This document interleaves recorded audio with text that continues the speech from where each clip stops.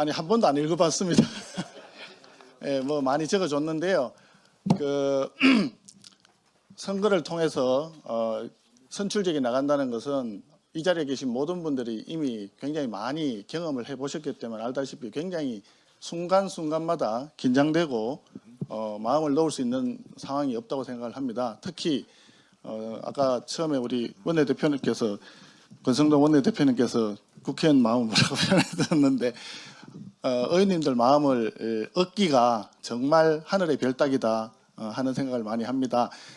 그게 이제 그만큼 원내대표가 누가 뽑히든 간에 그 사람이 잘나고 뭐 이래서 그런 것이 아니라 다 마음을 다 모아야 그래야만이 우리가 갈 수 있기 때문에 그런 게 아닌가 싶습니다. 더군다나 이미 우리는 정권을 잃은 야당이고 또 국회에서 절대 열세인 소수당입니다. 소수당의 야당의 원내대표로서 역할과 기능이 일정 부분 제약이 있을 수밖에 없고 그 한계에 대해서도 누구보다 잘 알고 있습니다. 소수당이었던 여당 시절에 원내수석으로 있으면서도 여당이고 대통령이라고 하는 백그라운드가 있는 상황에서도 협상이라고 하는 게 너무나 힘들었던 과정을 제가 직접 체험을 했었습니다. 야당이 된 마당에 더 힘들 것입니다. 그래서 제가 토론 과정에서도 말씀을 드렸지만 우리는 변화와 쇄신이 필요하고 더군다나 과거로 퇴행적인 그런 행위를 하는 것은 대단히 잘못된 생각이고 미래만 보고 가야 되고 국민만 보고 그리고 국가가 가는 길이 뭔지 우리는 늘 생각해야 된다고 저는 믿습니다. 오늘 원내대표로 뽑아주셔서 우리 의원님 여러분들께 정말 고맙다는 말씀을 드리면서 한순간도 웃을 수가 없네요. 제가 어깨가 너무 무겁고 제 모든 것을 바쳐서 열심히 하도록 하겠습니다. 우리 의원님 모두 함께 할 수 있도록 힘을 좀 보태주십시오. 열심히 하겠습니다. 고맙습니다.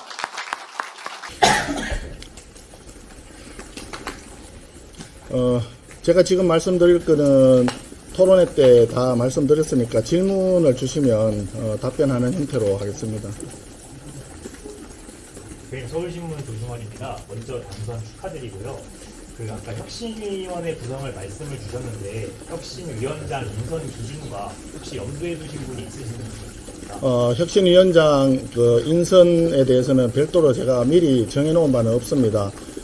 혁신이 필요하다라고 하는 기본 방향에 동의를 하면서 혁신안에 대해서 여러 가지 의견들이 있기 때문에 그 의견들을 수렴을 해서 조속한 시일 내에 혁신위가 발족돼야 된다 하는 점에서 오늘 다른 두 후보도 동의를 하셨기 때문에 그런 쪽으로 조속히 총의를 모으도록 하겠습니다. 혁신위원장으로서 자격 기준, 인선 기준이랄까요? 기준이라고 한다면 아무래도 당을 사랑하는 마음이 1차적이고 국가를 사랑하는 마음이 필요하겠죠. 그런 점에서 어떤 특정 계파나 정파에 편향적으로 이렇게 알려져 있는 분들은 이번 인선에서는 가급적이면 2차적으로 생각해야 되지 않을까 이렇게 생각합니다. 네, 저 YTN입니다. 선거 과정에서 밝혀주시긴 했는데 전당대회랑 그다음에 김용태 비상대책위원장 임기 같은 문제 한 번 더 어떻게 정리하실 건지. 좀 정확하게 표현하자면 김용태 비대위원장의 임기는 위원장이 스스로 얘기했듯이 6월 30일까지로 되어 있습니다. 그렇기 때문에 임기 관련해서 얘기하는 것은 조금 어색한 부분이 있고요. 전당대회는 조기에 하자는 의원님들의 견해가 조금 많았던 걸로 기억을 합니다. 그래서 그 부분은 조속히 정리를 해서 특별한 반대가 없으면 조기에 전당대회를 할 수 있도록 준비를 하겠습니다. 그리고 실무적으로 또 소요되는 그 절차들이 있기 때문에 일정한 시간이 좀 필요로 할 것 같습니다. 아마 그런 시간 때문에 6월 말 이후에 어떻게 가져가야 될 거냐 이런 문제가 발생할 텐데 만약에 비대위원회를 추가로 더 임기를 가져가야 되는 상황이 생기면 전국위원회 의장이 이현성 의원입니다. 서로 상의해서 결정하도록 하겠습니다. 당선 축하드립니다. 오늘 오전에 김용태 비대위원장이 고대 개혁안에 대해서 국내 여론조사를 실시해달라고 그렇게 요청을 했고 그 여론조사가 실시가 되면은 여당과 상관없이 사퇴하겠다 이렇게 발표를 했거든요. 네. 이에 대해서 혹시 여론조사 실시에 대해서 당원들의 여론조사도 좋은 방안이라는 뭐 그런 생각은 듭니다. 그런데 또 한편으로 지금 그런 부분들이 당원 투표를 통해서 진행이 될 경우에 발생할 수 있는 또 다른 어떤 분열이라든지 갈등이라든지 혹시 그런 문제가 없는지를 한번 짚어보도록 그렇게 하겠습니다. 어쨌든 지금 우리 김용태 비대위원장이 내놓은 그 쇄신안 그 부분에 대해서는 그 여러 의원님들의 견해가 좀 다르고 지난번에 김용태 비대위원장 스스로 우리 당 원로 그 상임 고문님들하고 대화할 때도 또 몇 가지 부분에 대해서는 그 상임 고문님들이 좀 곤란하다는 또 의사 표현을 했다고 들었습니다. 그래서 그런 부분을 종합적으로 고려해서 내용에 대해서는 아마 혁신위에서 논의가 돼야 되지 않을까 이렇게 생각을 합니다. 미디어오늘의 조현우 기자입니다. 지금 여론조사에서 당 지지도가 20%대로 추락을 했는데요. 그 원인이 어디에 있다고 보시는지하고 아까 저 토론에서도 과거를 묻지 말고 미래로 나아가자는 말씀을 많이 하셨는데 국민의힘이 대선 패배에 의해 이제 실질적이고 증명성 있는 책임을 아무도 안 지고 있고 과거와 단절이 없다는 지적 때문에 이렇게 계속 지지부진한 게 아니냐는 이제 분석되는데 어떻게 보시는지 부탁드립니다. 네, 그렇게 뭐 말씀하실 수 있지만 또 한편에서는 우리 당의 어떤 정체성이나 기본 철학에 대해서 충실하지 못했다는 또 지적도 있고 합니다. 하나의 사건을 놓고 보면 견해에 따라 가지고 다양한 이야기들이 나올 수가 있기 때문에 종합적으로 잘 검토하도록 하겠습니다. 천일보 김은수입니다. 김용태 위원장 임기 전까지 당 개혁안 관련해서 매듭 지을 생각이 있는지 앞에 못 들었습니다. 김용태 위원장 임기 전까지 당 개혁안 마무리 지을 생각이 있는지 여쭤보겠습니다. 그것은 지금 제가 혁신위를 설치할 것을 제안을 했고 오늘 다른 두 후보도 동의를 했고 많은 의원님들이 그 혁신이 필요하다는데 같은 생각이라고 저는 봤습니다. 그래서 그 혁신위에서 논의를 해서 김용태 비대위원장이 제기한 문제뿐만 아니라 다른 문제를 포함해서 그 내용과 그 절차에 대해서 논의를 해서 혁신위에서 결정하도록 그렇게 하는 것이 마땅하다고 저는 생각을 하고 있습니다. 열심히 박사님이라 먼저 항상 축하드립니다. 다음은 차기 원내 지도부는 어떤 식으로 꾸려나갈까요? 원내 지도부는 아직까지 정해놓은 바는 없습니다. 현재 당장 현안들이 돌아가고 있기 때문에 제가 업무를 파악하기 위해서 일정한 시간 동안에는 현재 있는 원내 부대표단이라든지 대변인들을 포함해서 함께 좀 일정 기간 좀 일을 하고요. 그 사이에 여러 의원님들 이야기를 들어서 지도부는 인선을 하겠습니다. 말씀드렸지만 제가 탕평 인사, 적재 적소 인사 이 말씀을 드렸지만 거기에 맞게끔 지도부가 구성되면 좋지 않겠나 그렇게 생각하고 있습니다. 네, 마지막 질문 받겠습니다. 여당에서 헌법 개정안을 인생국가주의 최우선 과제로 추진한다고 하는데요.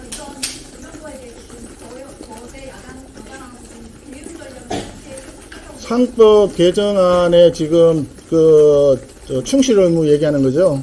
이사 충실 의무가 지금 주주들이 들어가면은 배임죄가 굉장히 상례화될 우려가 있다는 지적들이 계속 있어 왔습니다. 그 부분을 포함을 해서 더불어민주당의 김병기 원내대표하고 상의를 하겠습니다. 아마 그쪽에서도 그 야당 일대 주장하는 내용하고 그 집권 여당이 되었을 때 생각하는 게 조금 차이는 있는 것 같아요. 그래서 그 부분이 정말 국익에 보탬이 되는지 우리 국가와 국민에게 바람직한 것인지 우리 경제의 미래를 살리는 것인지 이런 부분들을 함께 고민할 수 있도록 하겠습니다. 이 부분은 협상이 좀 필요한 부분이라고 저는 생각하고 있습니다. 법사위원장 관련해서 의원님들이 가져와야 한다고 지적을 해주셨는데 민주당은 지금 안 내놓겠다는 입장이잖아요. 그래서 이것도 어떻게 구체적으로 더불어민주당에서 지난번에도 한번 그 전체 상임위원장을 다 가져갔다가 뒤늦게 내놓은 적이 있었는데요. 좀 전에 말씀드렸지만 원내 1당이 국회의장을 맡고 원내 2당이 법사위원장을 맡는 것이 법안을 통과시키는 입법권을 가진 국회의 견제와 균형의 측면에서 오랫동안 지켜온 관행이었습니다. 그런데 그 관행을 더불어민주당에서 굉장히 많이 지금 파괴를 해놓은 상태인데 지금이라도 의회 정치를 복원하기 위해서는 그런 부분부터 먼저 집권 여당이 양보를 해야 되는 것이 순서가 아닐까 이렇게 생각을 합니다. 그 부분은 좀 논의를 해서 조정할 수 있도록 협상을 해 나가도록 하겠습니다. 마지막. 과거 얘기를 좀 꺼내서 죄송스럽긴 한데 그 예전에 탄핵 반대 집회에서도 나서고 이러는데 저기 그때 들어가서 그런데 혹시 탄핵 파면에 대해서는 어떻게 탄핵으로 이제 대통령 파면된 거에 대해서는 어떤 입장 갖고 계시나요? 어떤 입장이 아니라 우리는 그 계엄 이후에 탄핵 과정에서 우리 당에서 전체 의견을 모아서 지금으로서는 탄핵보다는 질서 있는 퇴진이 좀 필요하다 이런 의견들을 그때 많이 냈죠. 거기에 따라서 이제 진행해 왔지만 어쨌든 헌법재판소에서 탄핵에 대한 심판을 할 때 그 심판 결과가 나오기 전후에 우리 당에서는 아마 탄핵 결과에 대해서 심판 결과에 대해서 선고한다고 이미 발표를 했던 걸로 기억을 합니다. 그렇기 때문에 그 중간 과정이 어떤 과정이 있었던 간에 최종적으로는 우리 헌법 질서 속에서 있었던 탄핵 심판 결과에 대해서는 우리가 승인을 하고 선복을 하고 그 모든 것이 끝난 상태다. 그렇기 때문에 이것을 다시 거슬려서 다시 얘기하는 것이 어떤 도움이 되겠느냐 그런 측면에서 제가 말씀드린 겁니다. 잘못한 것이 있으면 저희들은 분명히 잘못을 인정하고 사과하고 반성할 용의가 있고 지금까지도 그렇게 해왔습니다. 그러나 지금 대통령이 되어 있는 그분은 자기가 잘못한 것 또 이미 죄가 유죄로 확정된 이런 부분에 대해서도 사실상 반성이나 사과 같은 게 잘 없습니다. 그런 걸 볼 때 국민들이 좀 많이 분노하고 계신 거 아닌가 이런 생각을 하고 있습니다. 됐죠? 네, 이제 마무리.